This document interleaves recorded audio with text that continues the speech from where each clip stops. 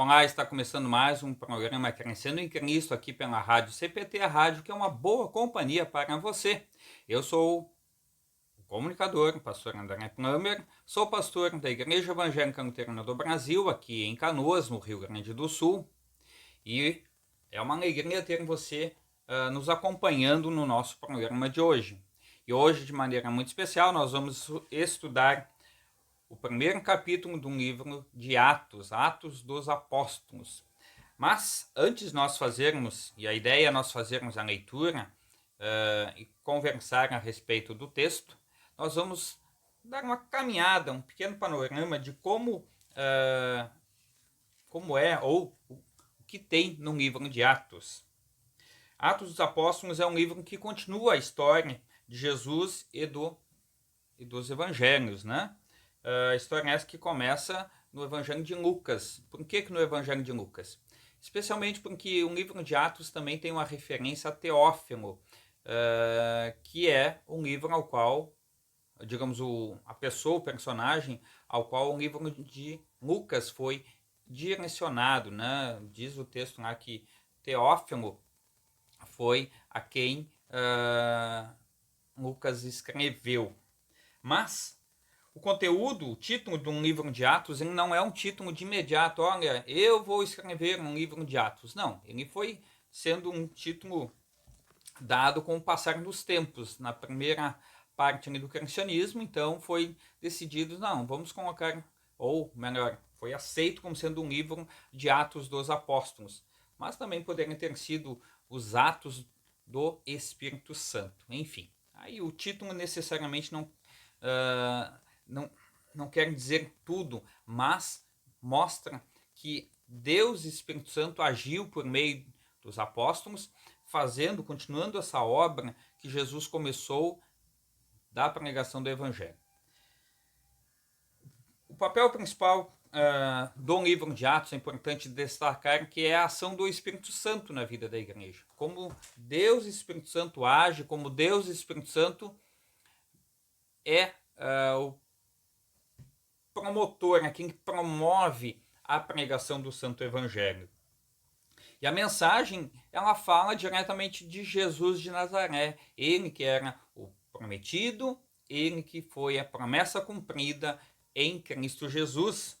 Então, a boa notícia deste livro, e ela é muito consoladora para nós que não somos descendentes do povo judeu, porque a mensagem do livro de Atos mostra que a pregação do evangelho é para todos os povos, todas as pessoas, independente do país, da raça, da língua, todos precisam ouvir que Jesus é o Senhor e Salvador. E também é neste livro que nós percebemos que a promessa do Consolador, que várias vezes é citada lá nos evangelhos, em Lucas também, e depois agora especialmente aqui no livro de Atos, nós temos uma descrição de como que o evangelho, então, como o Espírito Santo, ele vem sobre os discípulos, tá? Do mesmo modo, é importante a gente destacar que se Deus e o Espírito Santo está à frente da sua igreja, nada pode impedir que essa igreja prospere. Por mais que tenha pessoas que matem, persigam os cristãos, que nem há poucos dias a gente observou aí nas notícias que no Chile igrejas foram incendiadas, inclusive rabiscaram dentro da igreja a morte a Nazareno, quer dizer, a morte ao cristianismo, aos seguidores de Jesus, né? Mesmo que tudo isso aconteça, isso não termina com a igreja, porque se Deus e o Espírito Santo está agindo no coração das pessoas, ele vai conduzir esse trabalho. E também nos mostra que os seguidores de Jesus continuam firmes em anunciar o evangelho, mesmo quando ameaçados de perseguição e morte. E é interessante, se a gente observar como morreram os apóstolos de Jesus, os discípulos, né? Nós vamos ver que diz a história que somente o apóstolo João morreu de morte natural. O restante, todos eles, de morte ou por sacrifício, degola, queimados vivos e assim por diante. Isso é um dos casos.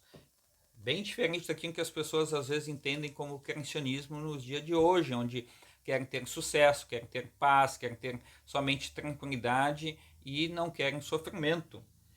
Mas os seguidores de Jesus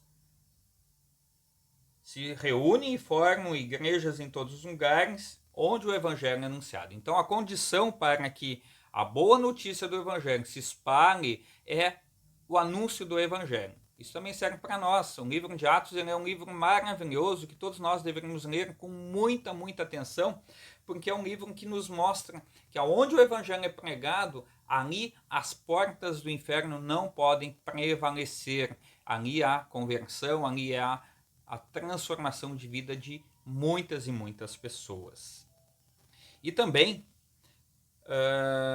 com relação à autoria, né, acho que nós já conversamos um pouquinho, só fazendo esse resumo, esse apanhado aí antes de propriamente nós começarmos a leitura, nos aponta para que o livro de Atos tem o mesmo autor do livro de Lucas, do Evangelho de Lucas, que é direcionado a uma pessoa chamada Teófilo. E quem era esse Teófilo?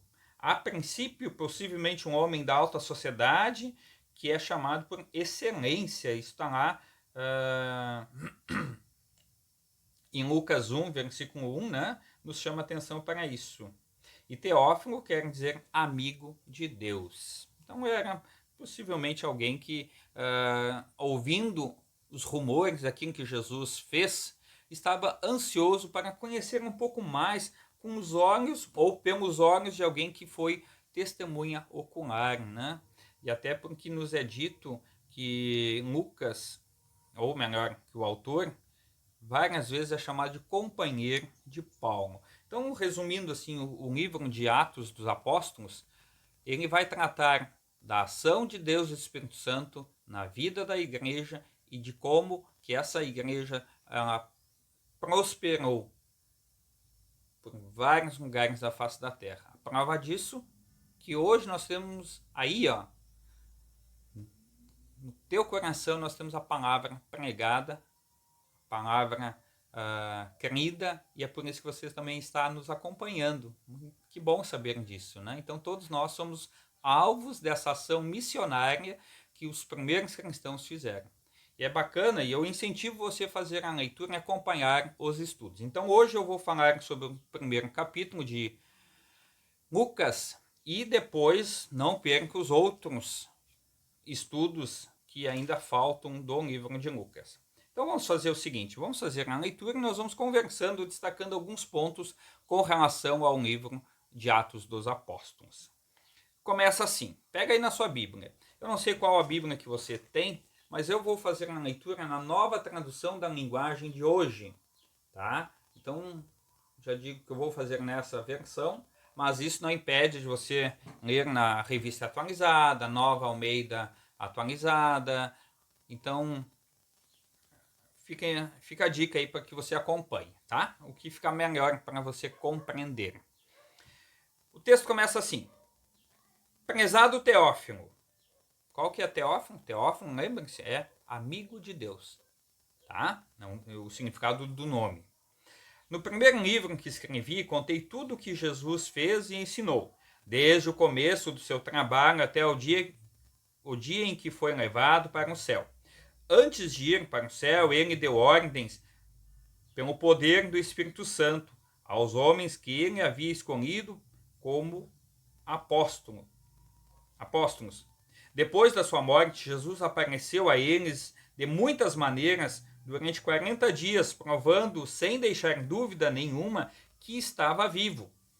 Os apóstolos viram Jesus e ele conversava com eles a respeito do reino de Deus. Um dia, quando estava com os apóstolos, Jesus deu esta ordem: fiquem em Jerusalém e esperem até que o Pai lhes dê o que prometeu, conforme eu disse a vocês. Pois, de fato, João batizou com água, mas daqui a poucos dias, vocês serão batizados com o Espírito Santo. Muito bem. Então vamos já conversar um pouquinho a respeito dessa primeira parte desses primeiros 5 versículos, destacando que Jesus apareceu a eles, né? Conversava com eles, explicava as coisas relacionadas ao reino. E ele fazia questão de mostrar que ele estava provando que estava vivo.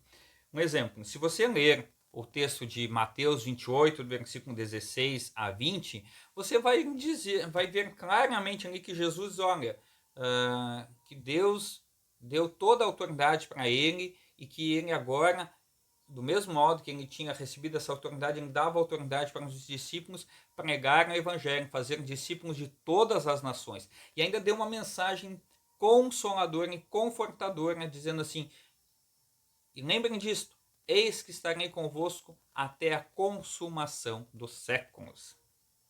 E também, uma questão importante é o fato que Jesus dá essa ordem, que eles deveriam esperar em Jerusalém, para que, recebendo o Espírito Santo, depois eles pudessem sair para todos os lugares da terra, anunciando o Evangelho.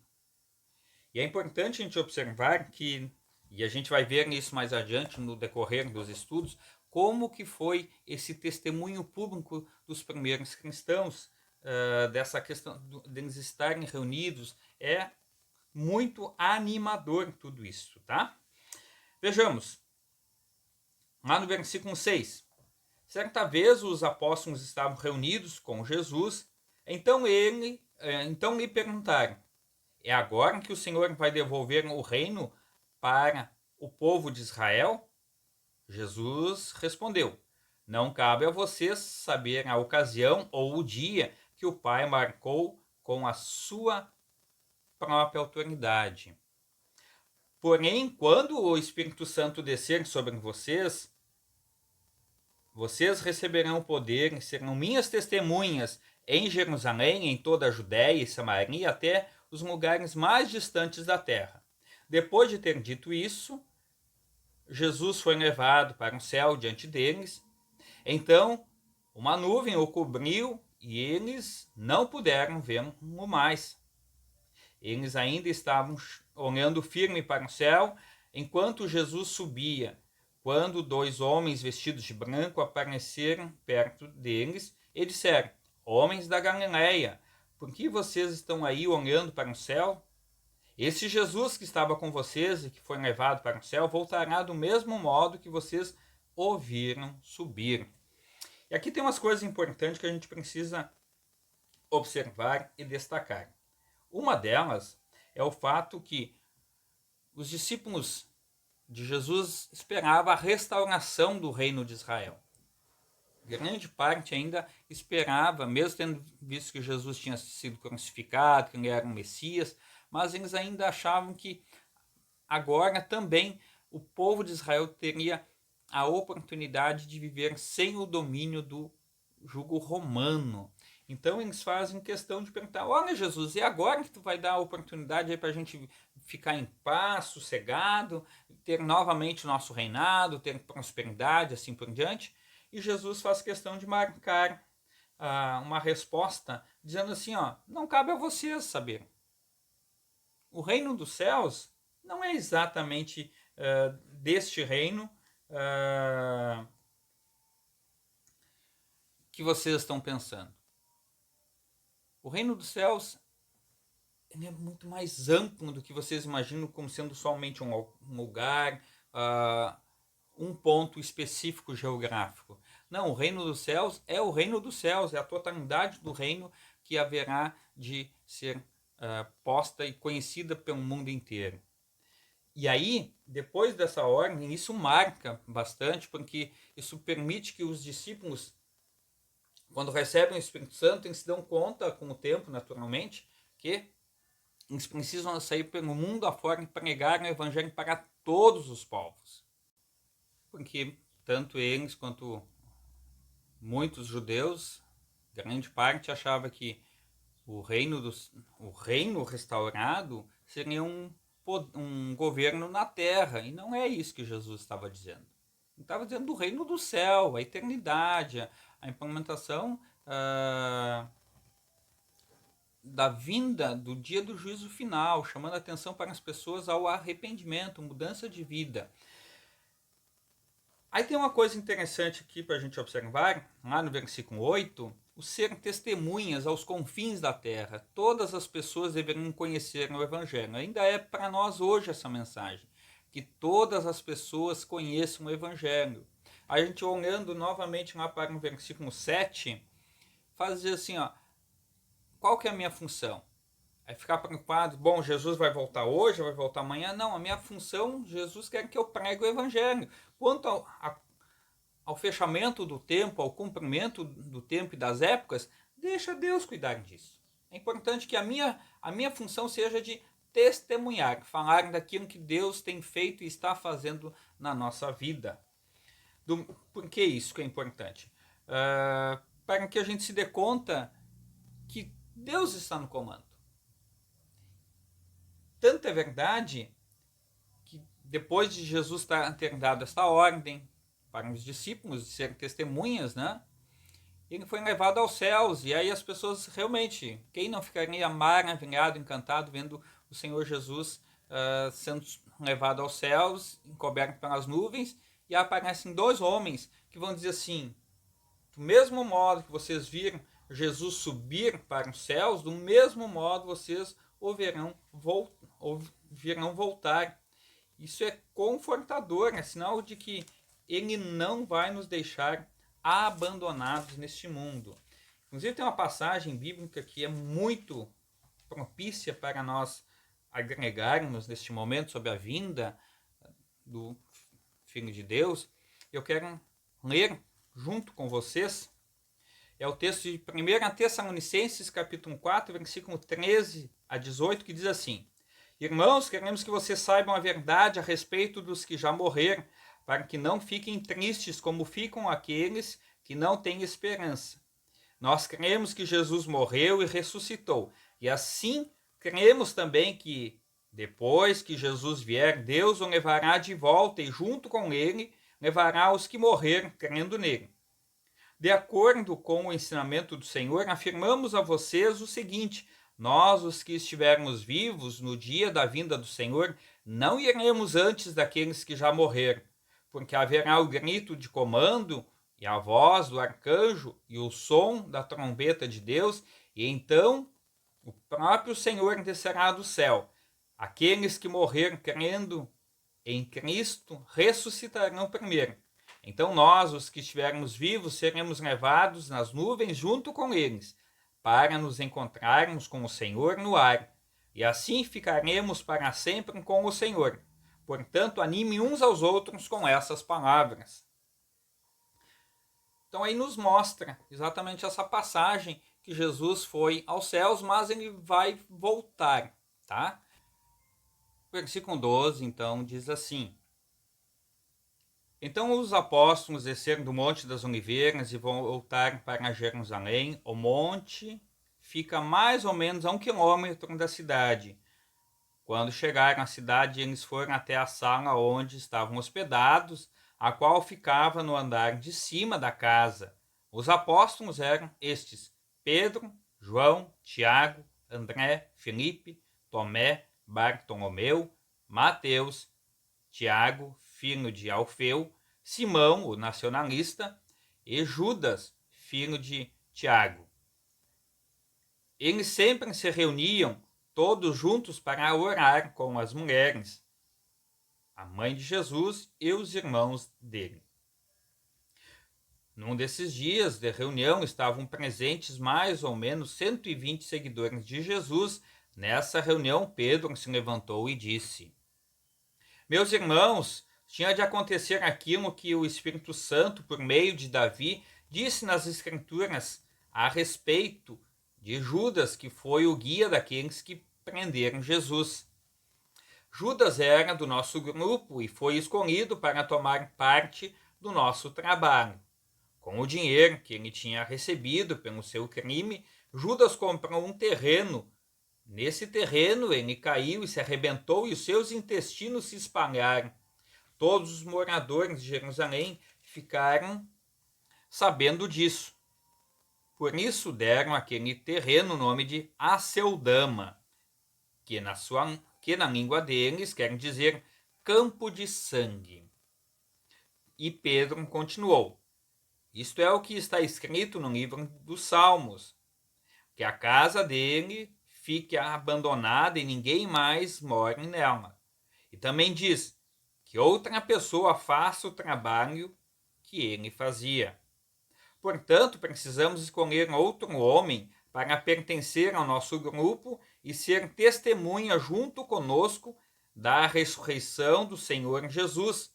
Deve ser um daqueles que nos acompanharem durante o tempo que o Senhor Jesus andou entre nós, desde que foi batizado por João até o dia que foi levado para o céu. E foram apresentados dois homens, José, chamado Barsabás, que tinha o apelido de Justo, e Matias. Em seguida oraram, dizendo: Senhor, tu conheces o coração de todos, mostra qual dos dois escolheste para trabalhar conosco como apóstolo, pois Judas abandonou este trabalho e foi para um lugar que ele merecia. Depois fizeram um sorteio para escolher um dos dois.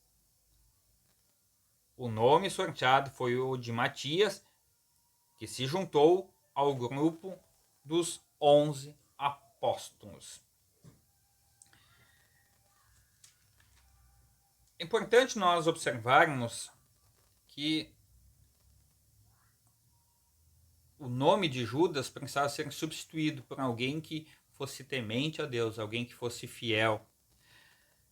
Mas, antes disso acontecer, os discípulos, então, obedecendo a ordem do Senhor Jesus, voltaram para Jerusalém e ficaram hospedados ali num lugar, no andar em cima, onde eles estavam, e que ficava do Monte das Oliveiras, mais ou menos 1 quilômetro de distância. E outra coisa importante nós destacarmos é a atitude de Pedro. Ele é ousado, ele toma a frente e diz: olha, nós precisamos fazer isso e isso, porque as escrituras nos apontam essa realidade. E lá nos diz que é preciso que seja substituído o nome daquele que não está mais conosco.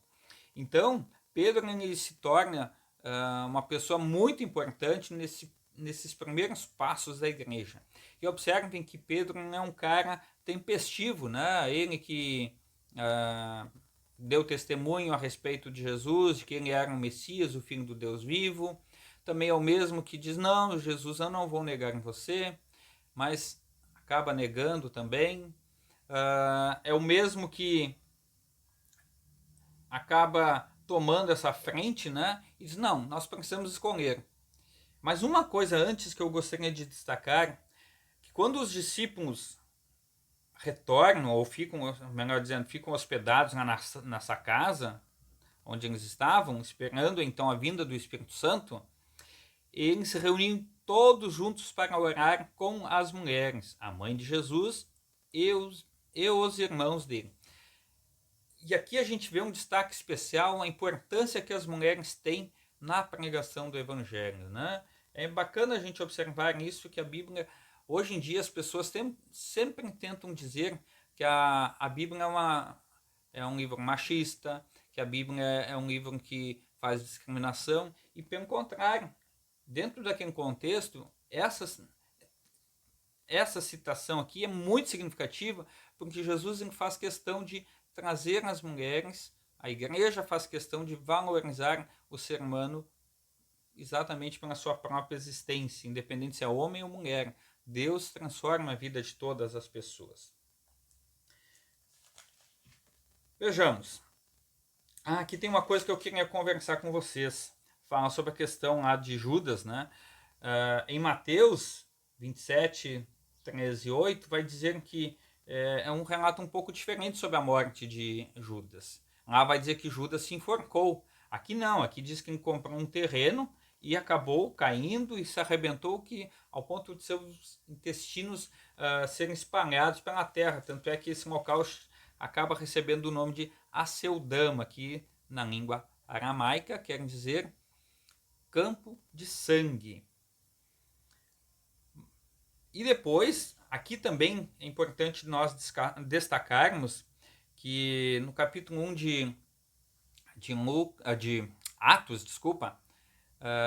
nos é dito que Matias foi escolhido por sorteio, em vez de José, chamado Barsabás, né? Matias foi escolhido por sorteio. Era o mesmo modelo que era utilizado no Antigo Testamento.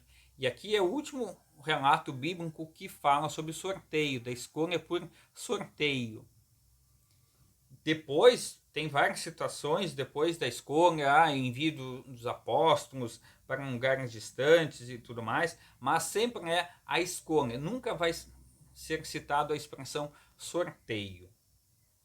E agora, eu quero fazer um convite para você. Não perca o capítulo 2 do estudo, o próximo estudo. Está muito legal, fala sobre a vinda do Espírito Santo, a mensagem de Pedro, o que acontece e assim por diante. E hoje nós vamos ficar por aqui. Muito, muito obrigado por você ter ficado conosco, né? Lembrando que este programa do nosso estudo vai ficando por aqui, mas não perca a próxima edição que irá continuar com o capítulo 2. Assista a esses e a outros estudos em facebook.com/Rádio da IELB e youtube.com/Rádio CPT. Baixe estes e outros episódios em radiocpt.com.br/podcast.